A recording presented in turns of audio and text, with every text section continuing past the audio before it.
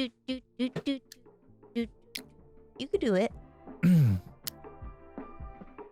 What up, my laid-back lambing?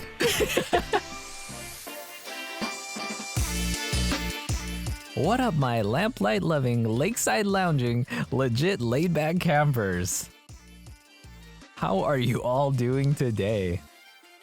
How are you doing, Nicole? I'm doing good. How are you? I am fantastic. And so today we're talking about Laidback Camp Season 2, Episode 8. Camping alone!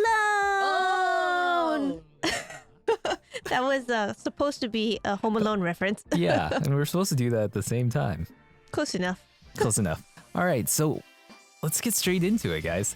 This episode was basically the Nadeshiko show, and I was all in for it. Heck yeah. Woohoo! Let's go, Nadeshiko. Successful solo camping for her. Ooh. Ooh, you go, girl. Hell yeah. Look at this girl, too. She's just doing a 5K with a backpack on, no problem. Not even breaking a sweat.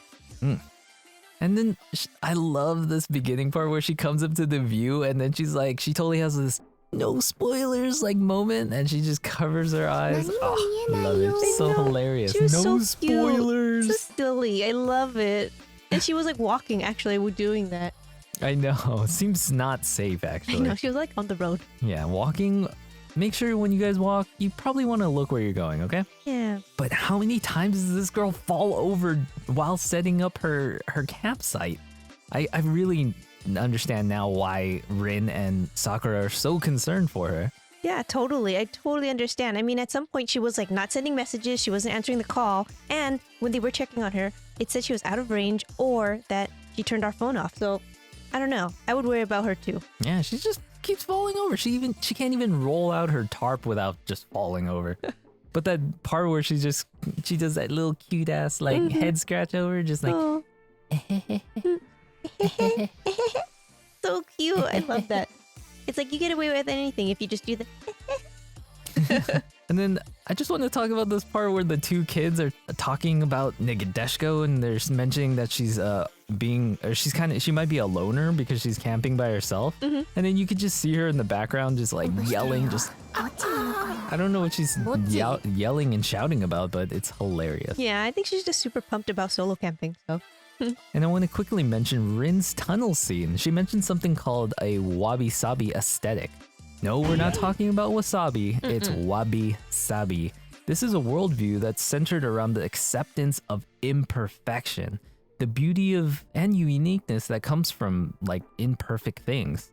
And I think the thing that embodies this the best is something called kintsugi. So kintsugi is actually a Japanese art of repairing broken pottery by mending the broken parts with lacquer that's usually mixed with gold, silver, or platinum.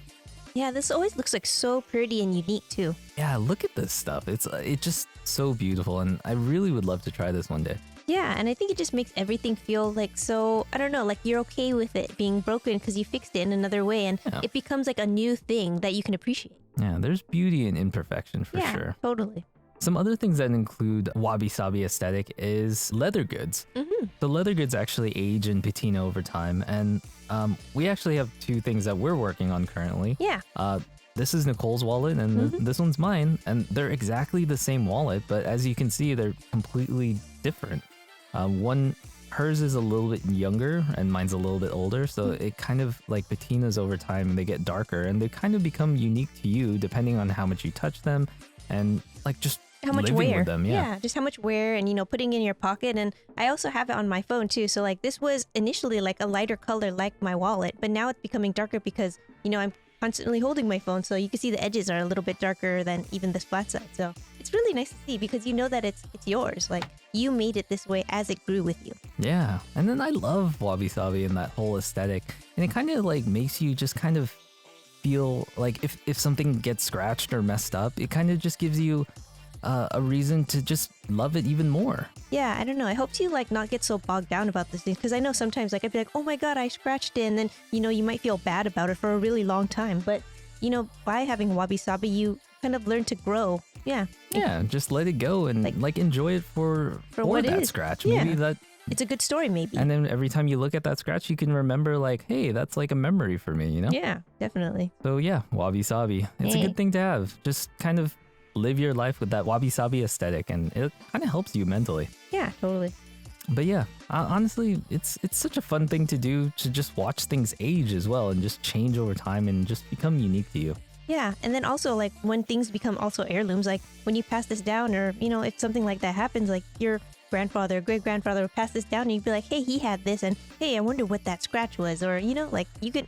It has its own life now. There's a story to tell. Yeah, for sure. So the next thing I want to talk about is Sakura in this like game meat like store, and she's kind of deciding whether she wants to have some deer, some bear, or some boar. And then bear claw though? I've never even heard of this. Would you try this, Nicole? Braised bear paw? Yeah, that's gonna be a nah for me, dog. So no, I wouldn't try it. Wow. That was an old reference, but I think, yeah, I It like... was.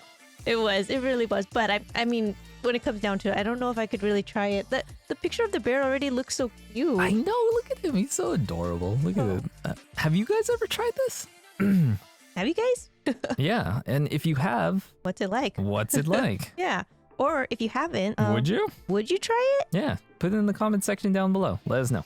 Next, we have Nadeshiko just cooking her food. I think she looks so funny in this scene. She just kind of looks like a homeless person to me. Yeah. At this point, honestly, I didn't even know what she was doing. I was like, what is all these like little rolled up things? But whole roasted veggies sound so delicious. Mm-hmm. I Absolutely. would eat everything that she was cooking, and especially that tomato. Ooh, that tomato, boys. I love roasted tomatoes. Maybe some garlic oil, some fresh cracked pepper, maybe some fleur de sel. Ooh, So good. And then when you man. bite into it, it's like, ooh, so good. It's and so it's hot hot. and Yeah, delicious. so hot. But I would even also add more vegetables. I would add maybe okra Ooh, or okra, I love okra. cauliflower or broccoli, Brussels sprouts, or cheese corn. cheese corn. Ooh, cheese corn. Do you guys know what cheese corn is? If you've ever been to Korean barbecue, you can ask for cheese corn. And basically, they have a foil. They put the corn in it, put Hell cheese, yeah. and then you just leave it on top of the stove, and it cooks. And it's like this cheesy corn goodness. It's so good. I love it. I really Let's do. go. Cheese corn. Cheese corn. Cheese corn. Cheese corn. Cheese corn. Cheese. Oh, cheese corn together. Oh yeah, so Oh, good. yeah. So damn good. But hey, these kids would not be able to hold this sweet potato barehanded. So inaccurate. I'm so mad at Laidback Camp for this. Bear pot. Kidding. Barehanded? But yeah, okay, so yeah, okay. unrealistic. Well, unless these kids have like super strong like heat hands or something. Yeah. Just kidding, it's fine. But yeah, the next part we get to see Rin and Sakura kind of enjoying the view, and then Nadeshiko kind of just creeps up on them, and Yeah. then they have to hide in the tall grass. No, they almost got busted. I know. And then like she's trying to find like signal, and then she comes so close to them, so they even like duck their head into the grass, and it's so funny. I love this part. It's so hilarious. And then I hope like later in their lives they actually tell Nadeshiko about this. I think it would make an amazing story. I know. I bet she wouldn't totally be, because she would just like be like, I was solo camping, and I know. they were there, my sister and one of my friends. But I have to say, like this whole thing about with Rin and Sakura, it's kind of cool seeing them like get to know each Yeah. other better. I feel like they're really bonding. I'm really glad to see them kind of like spending so much time together. I feel like they're actually really similar people. Yeah, yeah. They're both really like a little bit introverted, kind of like reserved, but both are very kind, sweet, and like considerate people. Yeah, totally. And they totally care both about Nadeshiko's safety, because you know they just know how she is. But I don't Falling know. over all I don't the know. time. I love that they are like building this relationship too, and then who knows, maybe they'll go camping together, or even better, maybe they'll watch the moped journey together. Oh, moped journey episode. Just Rin and Sakura just having a moped journey, like a marathon or something. Yeah, that'd be great. I don't know. I'd love to watch that. Hell yeah. Not sure if you guys noticed the post-credit scene with the outdoor activities cub, but it's just a cute little scene that they have together where they imagine having a life-size Caribou-kun. And then they find out it's cost like $3,000. Yeah, it was I a believe? lot. It was incredible. But I mean, if you think about it, it's like a life-size Caribou-kun, so yeah, I imagine it would be expensive. Yeah. But also, I just want to quickly mention the kind of end card that they always show at the end, like at the very end of the episode. It usually shows like a kind of cute image of relating to the episode. And then in this week, it shows Sakura and Rin in the bushes holding twigs, like kind of using it as like camouflage. Yeah, little bush people. I just want to highlight that really quick. But yeah, overall, guys, this was another really comfy, enjoyable, like just episode that kind of just is dedicated to Nadeshiko, but also we get some new characters in there, and then we also get to see Rin and Sakura kind of hanging out together. Yeah. So it's another great one for me. Really excited for the next one. Yeah, I mean, without fail, Laidback Camp has, again, delivered a wholesome, just feel-good episode that you love, and you just get to see Nadeshiko, like, develop and, you know, have her own experiences, and, you know what? Have a little bit of those, like, camping tips just for the beginners. So I loved it, as always. So, yeah. Let's watch the next episode when it comes out. Boom! And on that bombshell, boys and girls, that's going to end our episode. If you guys like this, hit that like button. Maybe consider subscribing. Yeah, we'd appreciate it. Yeah, we really would. Thank you so much for making this far in the episode, guys. And yeah, we'll catch you on the next one. Yeah, bye campers. Bye! Later.